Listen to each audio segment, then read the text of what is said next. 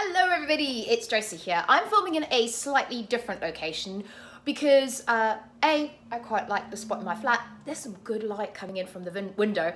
I was doing some kind of thrifting DIY earlier, this is kind of where I sit when I do it, and then I figured I can't fancy standing up for a video for a change, and this is a great location to film in, so I thought I'd do that.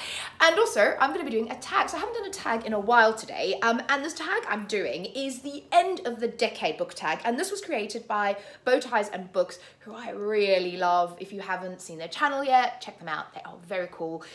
Love their channel. Yeah, love their style as well. Good style. So, BowtiesandBooks has created this end of the decade book tag. There are 5 questions, so it's quite short, and it's just kind of, yeah, about reading. So I'm going to do the tag, and stay tuned if you want to see the rest.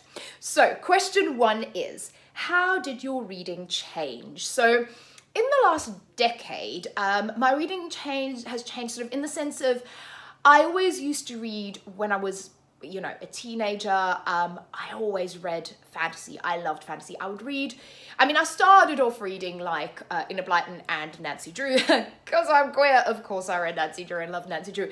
But after that, I really got into fantasy. So I used to kind of almost read exclusively fantasy, and then throughout the decade, I've wanted to sort of branch out and read other things.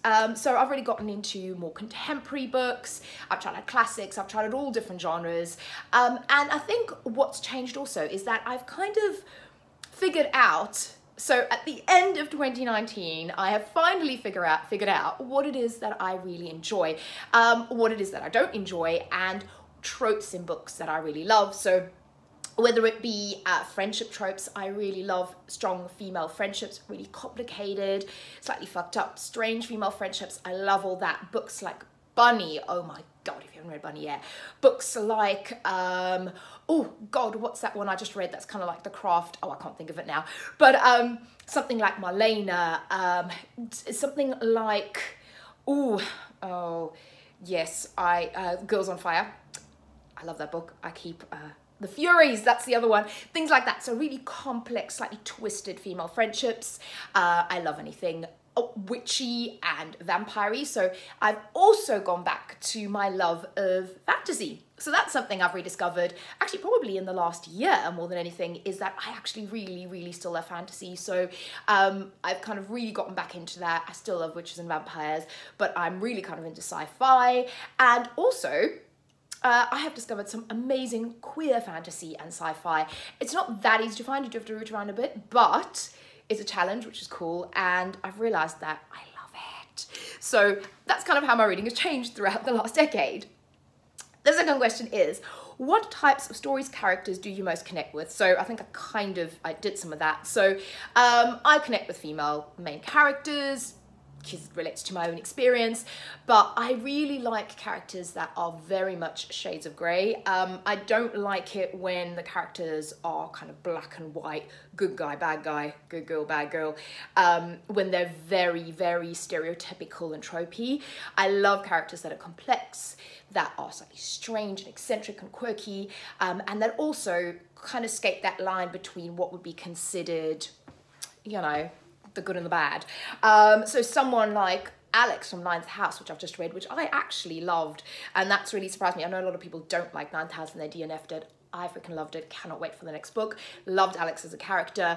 The Girls and the Furies. Just characters that are, oh my goodness, Nevernight, Mia Corvère, Ashlyn. You know, they're very kind of morally grey characters, and that is something that I really connect with.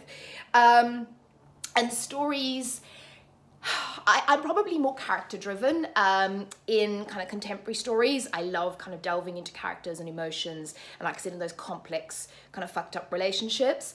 But when I'm reading, I suppose when I'm reading more fantasy and adventure and sci-fi, I do like a good plotline as well. I do like the plotline to move. When I'm reading more sci-fi stuff, I like the blend of it. So I think my two probably perfect sci-fi books are Slow River by Nicola Griffith, and then also A Long Way to a Small and Angry Planet by Becky Chambers. You've got a great mix of kind of a wonderful exploration of character and relationships, but also some fast-paced action as well. So I love that.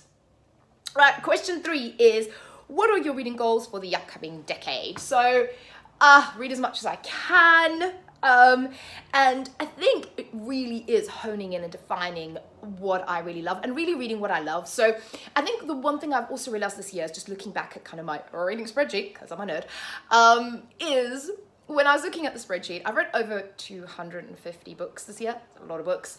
And I started the year with a massive TBR of almost 100 books. I've gotten that down to pretty much 0. I think I've got 3 books on a TBR at the moment, which is just amazing for me. So that is one of my goals. Do not let the TBR get out of hand so I can mood read and read things new as they come out. But also really read the stuff that I love. So I think what I was doing, because I was exploring so many different genres, I was kind of going back and forth between just buying anything that sounded vaguely interesting. And when I looked at my spreadsheet, I saw that I had a lot of 3-star books. Now, 3 stars is not bad. 3 stars for me is the book was okay, it was average, it was maybe a little bit more than average. It was okay. It didn't set the world on fire, it didn't set my world on fire. It was an okay book, but it wasn't bad. And I kind of feel like when you read 250 books and you've wasted your time by reading a large amount of 3-star books, that's not okay.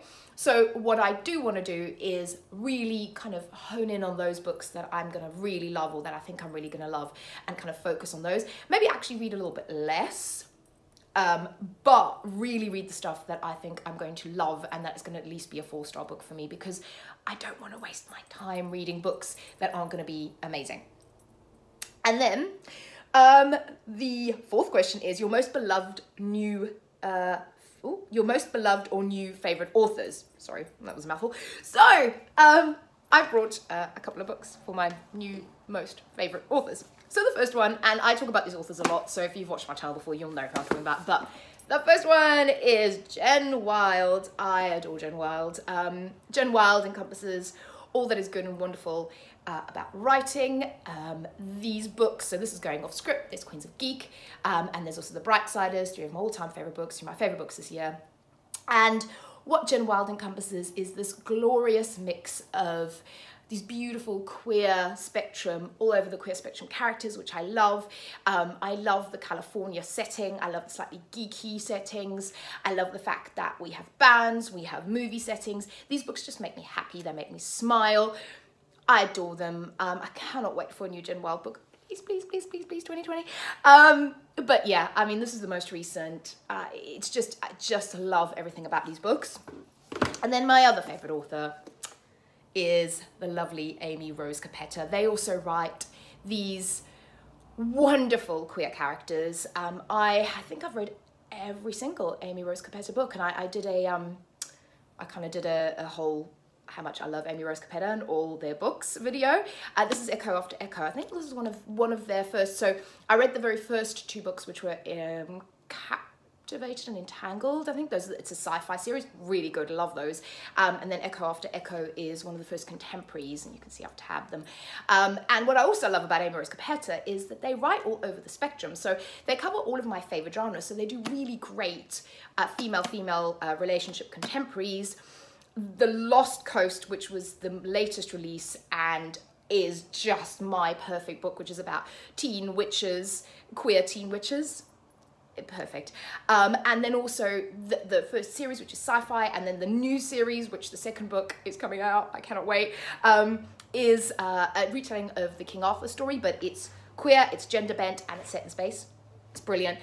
So I love the way that Amy Rose Capetta kind of jumps around. Then you've got the Brilliant Death series, which is very much fantasy and again about gender and gender identity and switching genders and witches, and it's just amazing. And Amy Rose Capetta is incredible. The King Arthur retelling series, they write with their partner, Corey McCarthy, which is wonderful. So yes, okay, I'm going to stop talking about because I talk about them a lot. And then the final question is favorite book to movie adaptations. So interesting. So okay, so I brought one that is queer, and I've got the DVD here. It's Disobedience. So Naomi Alderman is the author of Disobedience, the book. This is the film. It's got the gorgeous Rachel Weisz in it and Rachel McAdams. And so this is very good if you like a queer girl kind of complicated romance. This is the one. So I'd say that's a favorite of like this year. I'm gonna cheat a little bit here. So I have been watching Centurions. Actually, no, that's not cheating. Centurions. So Centurions were books, and then I love the Centurions films, the new ones. And then the one that I'm going to cheat a little bit on is The Haunting of Hill House. So I really like the book. Series is amazing. So it's not a film, but it's a series. The other one that is spectacular, actually the other two that are spectacular is if I haven't mentioned this before, I am a Baz Luhrmann fanatic. My favorite film of all time is Romeo and Juliet, the Baz Luhrmann version. And I love everything he does. Actually, I'm going to be focusing on more film stuff as well in the new year, FYI on my channel.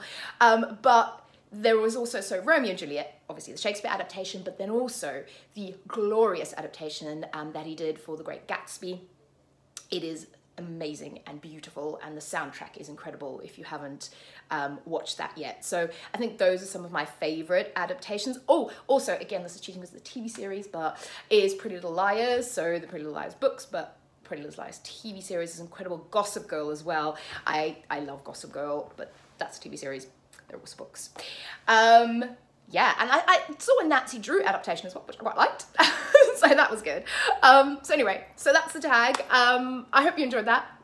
Let me know what your favorites are, what your kind of plans are for the next decade of reading, and I will speak to you all again very soon. Bye-bye.